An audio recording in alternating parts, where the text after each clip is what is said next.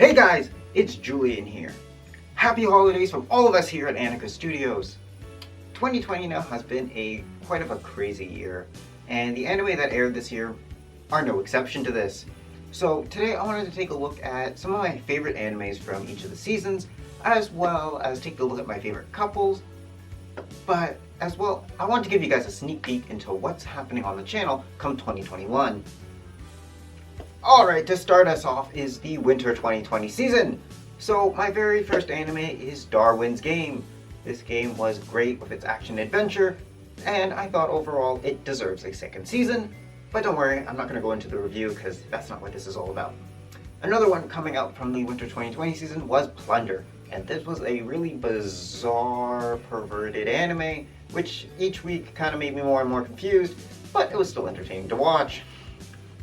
Alright, next up we got Spring 2020, and sadly this was around the time where a lot of anime were either pushed back by an entire year or were delayed by an entire season. But regardless, for the ones that did air this season, there was My Hero Academia, which was great because of the school festival arc, which I think gave us all a big morale boost when we needed it most. Next up we had Gleipnir, which was a psychological thriller, which left me with a gaping mystery, which I hope gets a second season. I know I could follow the manga, but I'm all about anime on this channel, so I hope to see it continued on in the future. Next up we have a very mixed match of a romance here, Sing Yesterday For Me.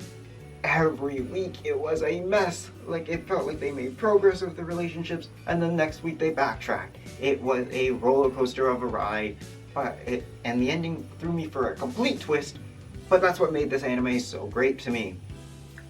Alright, here we are in summer 2020, the blockbuster of anime this year, in my opinion, because we were all at home, so we got a bunch of big anime. We had Fire Force Season 2 air. We had Yahari's third season and final, which we were all waiting for its conclusion. Don't expect a review of that series just yet. I need to go rewatch the first two, and then I'll create a review in the coming year. We also had ReZero's second season air as well. We had the final season of Food Wars, which I had hoped the anime would deviate a bit from the ending from the source material. Sadly, that didn't happen. We also had Misfit at Demon Academy, which kind of actually reminds me of another series that also got a second season, this season actually, which I'll mention later. There was also God of High School, which I thought was phenomenal to see that webtoon come to action. But the really big one for me this season was Red to Girlfriend, and I know tons of you like that, and it's getting a second season, so I can't wait for that. So don't expect a review just yet, I'm holding out for that.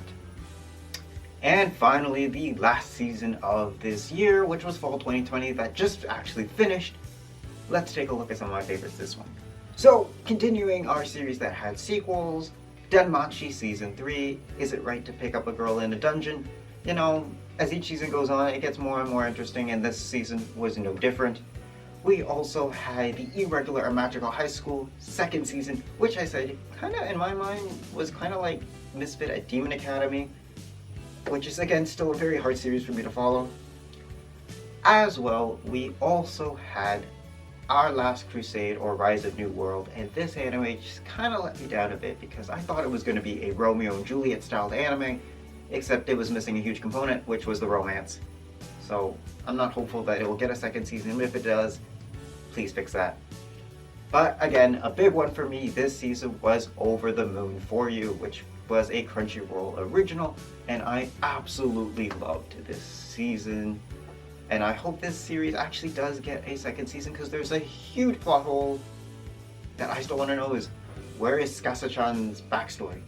Where the hell did she come from? There are still tons of mysteries in that series, so I hope it comes back, and not just for an OVA. Alright guys, what is a review from me without my favorite segment, Romance Corner? So first up we got Sing Yesterday For Me.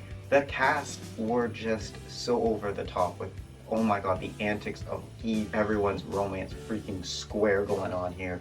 With Shinako not really sure how she's gonna move on from her ex-lover, And then we Ryoku, who loves Shinako, but then Haru confesses that she loves Ryoku, and then Ro confesses that he loves Shinako, but didn't know how to move on to her because of his brother.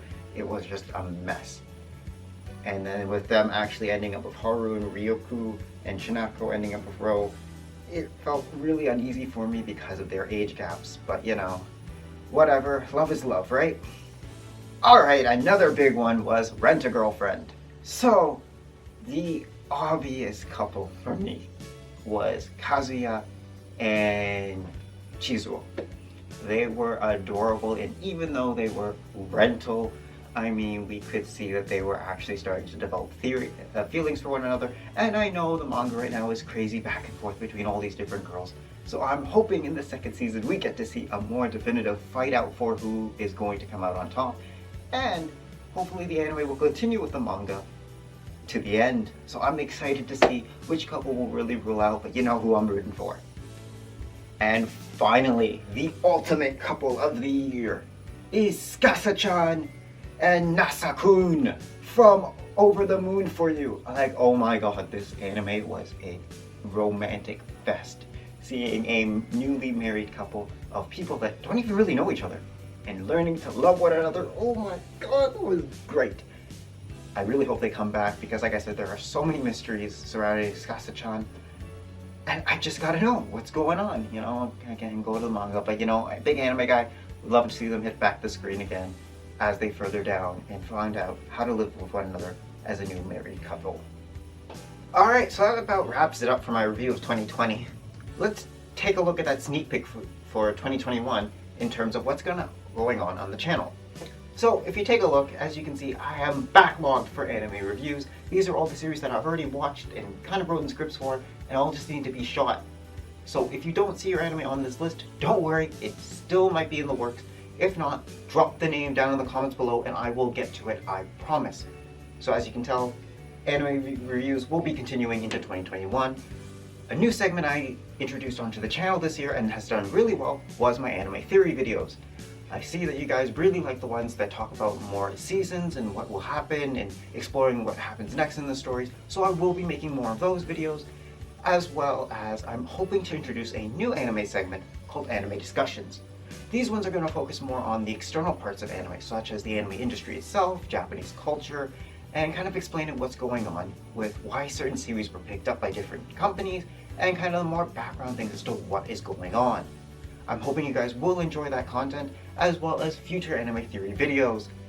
So as you can tell, 2021 will be packed with more video content from me.